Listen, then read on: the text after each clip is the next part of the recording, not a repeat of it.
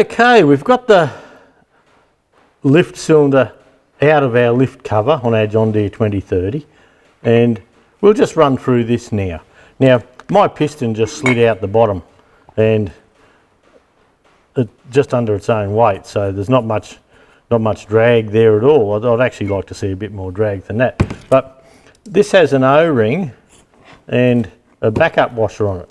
Now, I'll just pop this off. I'll move this over there. This is the PDO clutch out of the tractor that you can see there. But the O-ring and the backup, I'm going to measure this piston, but I thought that this model had a full neoprene. I don't think neoprene's a word, but had a full seal, not the O-ring and a backup. So this may have been put on at some stage, but look, I will look up in the book and see. We're going to put a new piston O-ring on, which I'll have to buy probably off John Deere. To reseal this this lift cylinder, Sparex has a kit S58888, and this is an old kit I've had here for ages. It's a job I've been meaning to do for a long time. This lift cover was going well, but I have an old 1640 out the back that I was going to wreck, probably still will, and with that one there, I'll just zoom out a little bit. With that one there, I didn't get around to it, I decided to wreck it, so I have a kit here. Now, the kit comes with a little bag of all the O-rings that we're going to need. It also comes with 2 new guides for the lift cylinder. Now, these changed over the years, and I think if we have a look at the number here, that 57974, if you wanted to go genuine with this seal kit, I'm pretty sure AL 57974 is the kit for it. So, but look, that's your choice. I've used these Sparex kits for years and never had a trouble. But if you can't get hold of Sparex and you want to go genuine, well, just go that way too. No trouble at all. Okay, we'll run through stripping this out. Now, I'll take my bit of rag off down the bottom there, and to start off with, now this is where, well, that there is where the spring went into your lift cover housing, that little hook there, so in through here. So that's what you undo the hook off. You can see, can you see in the camera? Yep, you can see 2 little valves, one here and one there, and this rocker here, you can hear that? That's working the valve. So what we need to do to start off is there's a little E-clip up here. We'll just pop that off. So you have a spring, you have the E-clip, a washer, then a spring. We'll just pop them over the back there, and then this whole assembly comes off. Now, if that's a little bit tight, that assembly, you'll see that this bit here starts slopping around all of a sudden. But that's nothing to worry about. We need to adjust that later. But if it's a little bit tight, you can see there's a screw there, and that goes back and forth, and that's how you adjust your valves. But you can adjust, that's an adjustment you can do later from the side of the tractor, from when it's all assembled. So we won't go there just at the moment, there's no need. But what that does show us is we have a raise and a lower valve here. Now this one's a raised valve and this one's a lower valve, this fella here. And you'll remember before, when we lifted the top off, there was a ball, and the ball for the rate of drop. So how that works is, I might just slide this piston over here as a prop. Yep, you can see that. I'll see if I can get you to look inside that hole, this hole here, better. But so what happens is when you go to lower the tractor, this valve here gets opened, and so that opens a path from the main piston here, from in this cylinder here. It opens a path to dump the oil out this hole here. So when you turn your rate of drop in, that ball, that 1/2 inch ball, you just restrict how far that ball's allowed to lift off that seat. So if you want to lock your hitch up to do your slasher blades or your topper blades or something, you can lift these up and wind that down and shut it, and that's a mechanical, or that's a hydraulic lock, but do not hop under it unless it stands there.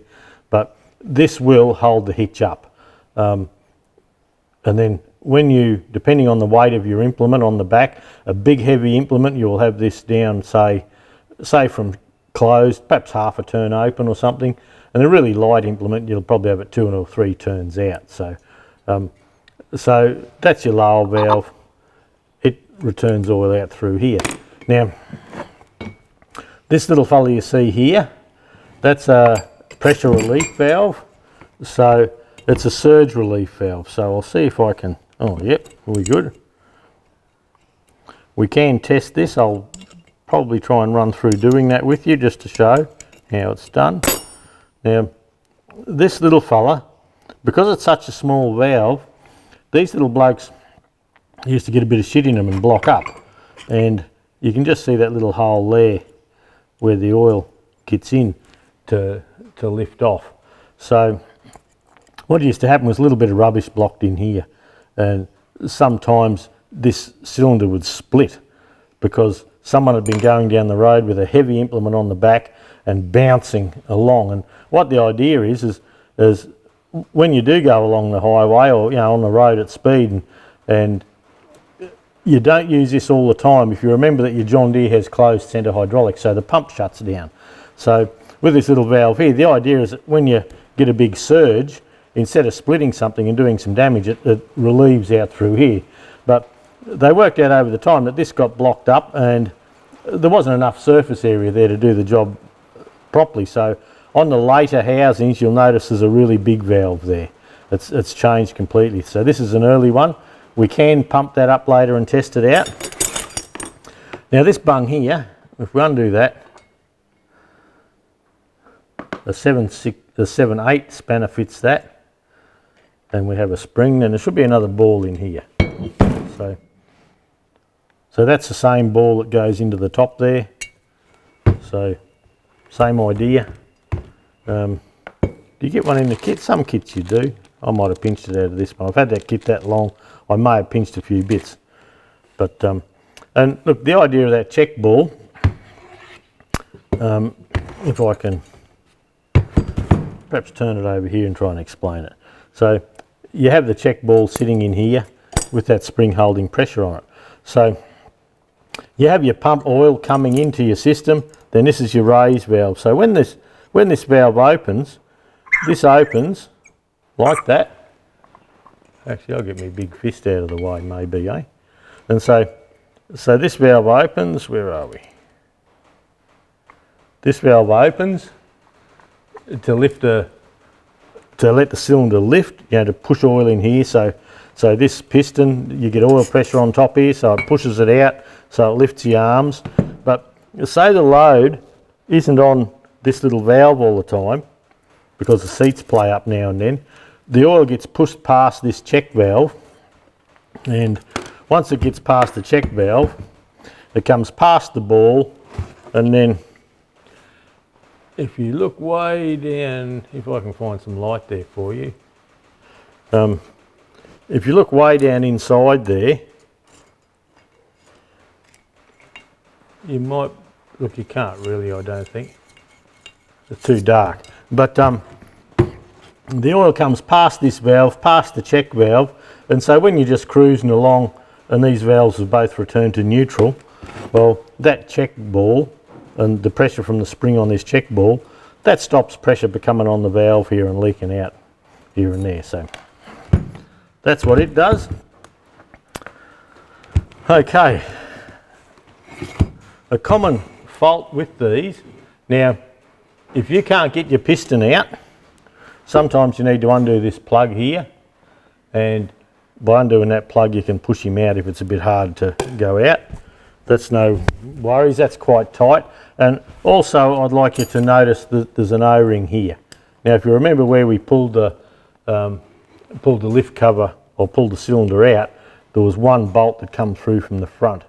Well, this goes around this here so that any oil in this housing, because it's in the diff housing, you've got oil roaring around from your diff and gearbox and all that. So this little O-ring, it just seals up against the housing just to help stop that oil come through.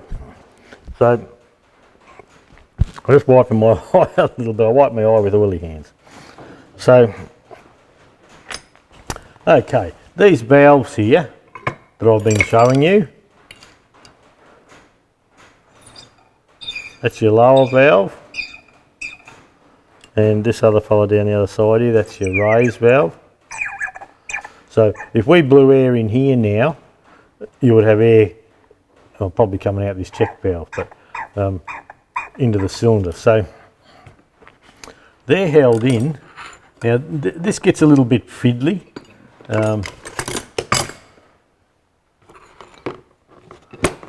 So to give you a look at what it looks like, really, you have this little boss here, and this sits down in like that.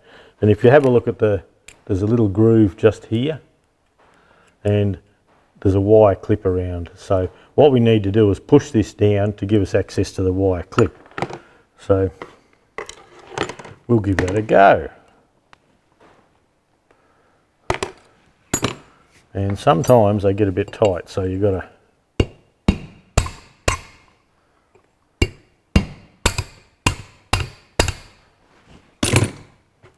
just break that seal a little bit, and we can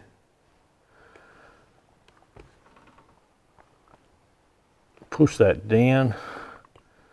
I'd like to get that down a little bit further, really. What have I got here?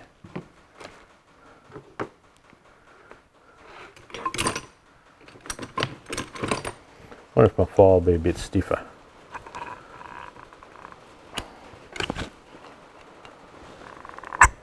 There we go. You can see it's dropped right down. So now what we look to do is get in and under or around that little wire clip. And there's the clip. You can see that fella there. Now hold your hand above that for the moment. Then, sometimes where the wire clip is, there's a little burr, and I have had to get a scraper in there from time to time to clear the burr. But oftentimes,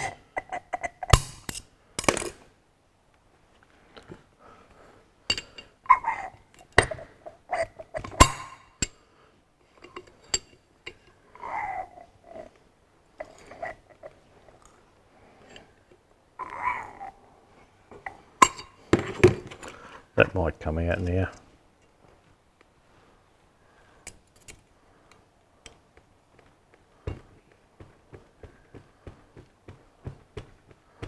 And sometimes like this, the O-ring gets stuck in the groove. And other times I'll just shoot out at you. So if we hold that in the groove, there's an O-ring groove there, and then we pop this valve up again.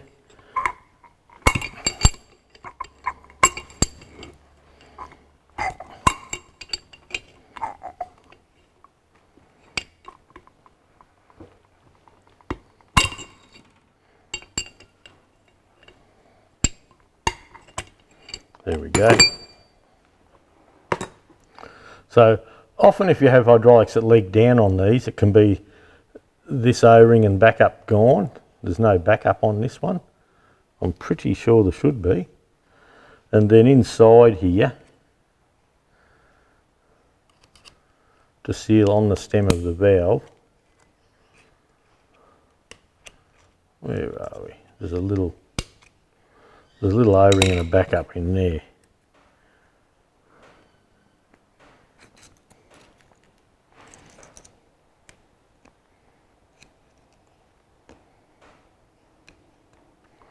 The O-ring's gone hard and it's just fallen apart.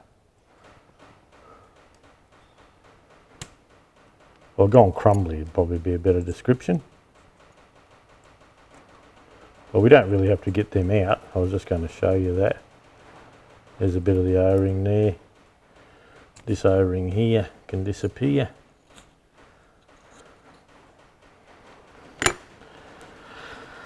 And you can see the difference in the shape from the early to late valves, caps. So if you've got the early one and you have the later one in the kit, use the later one. I don't know whether it matters all that much. If it's there, why not do it? And you can just see a little bit of O-ring poking up here, so.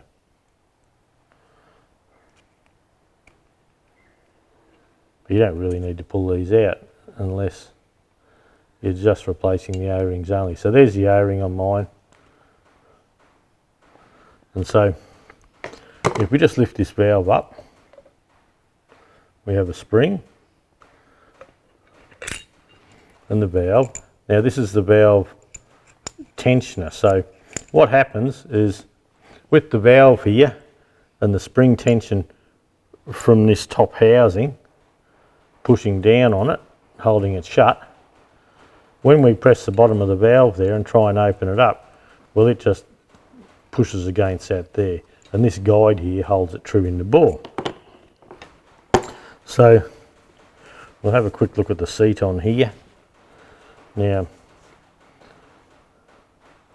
look, that seat is getting marked, but you will find that that will be sealing nicely. This was working well, this tractor. It's just we're having a look because we can. So that's where, this is the pressure valve. So the oil comes in here and in through there. Now there should be a seat, here we go. Now this is the seat. All these parts are available, and so if things get too badly worn, and the seat, it sits down the bottom, and this surface here seals on that seat there. Now when I was with John Deere and that, we used to replace these all the time. We didn't ask questions, we just banged new ones. And later on, I've had a look at all that and what some of our practices and, you know, with the big company. And look, if that there with that lip around there, that's worn in nicely. I bet that doesn't leak. And we have a test for this whole cylinder before we put it back to prove it. And if you wanted to put just a touch of valve grinding paste on there, and give that a little bit of a lap in, there'll be nothing wrong with doing that. But you can actually feel it wants to sit there in its nice little happy spot there. So we're going to leave it like that. I'm going to use that. So that one can go over there. Now it's the exact same job again here. If we can just get this. Sometimes I find you've got to try and get a bit of even pressure down to get them down, then we can pop that ring out once more. Exact same job, the parts are interchangeable. I'll just try and, well, that doesn't want to come either, so we put the hook down in.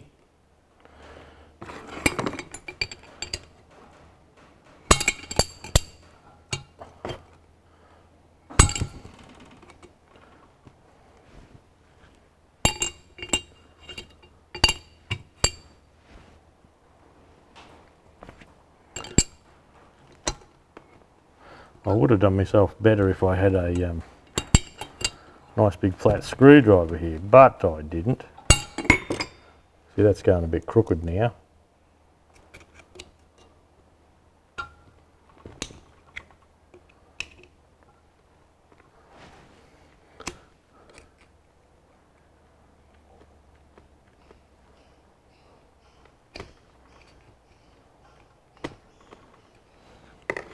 We'll use this other hook, it's got a slightly different shape to it.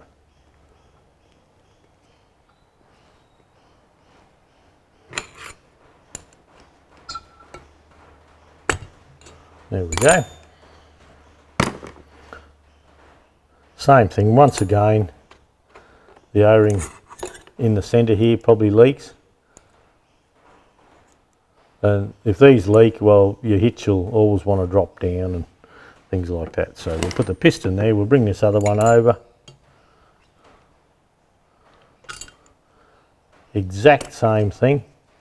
Now, a little rubbish in there, the oil's very dirty, isn't it really? So you can see once again that's got a little seat worn on the valve there.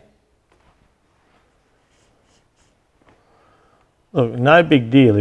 If it's nice and even all the way around, no big deal. Don't go replacing parts that you haven't got to replace. Then there should be another seat.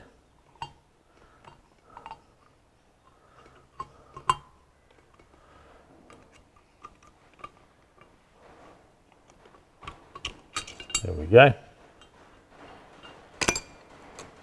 Same thing, all replaceable, those parts. And look, that's it. That's it for dismantling the lift cylinder.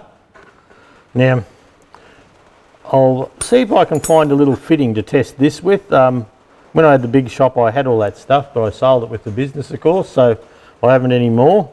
I'll have a tidy up here. We'll get it all ready, all washed up and honed up and all that. And apart from the main lift cylinder here, we'll get all the rest put back together. And well, look, that'll be another video. We'll stop this video here, just as dismantling the cylinder. And yeah, we'll keep them nice and short so you can just follow one thing. You haven't got to follow a 57-minute video just for one little job. So that's it. That's how to dismantle your John Deere Mannheim tractor, your utility tractor, hydraulic lift cylinder.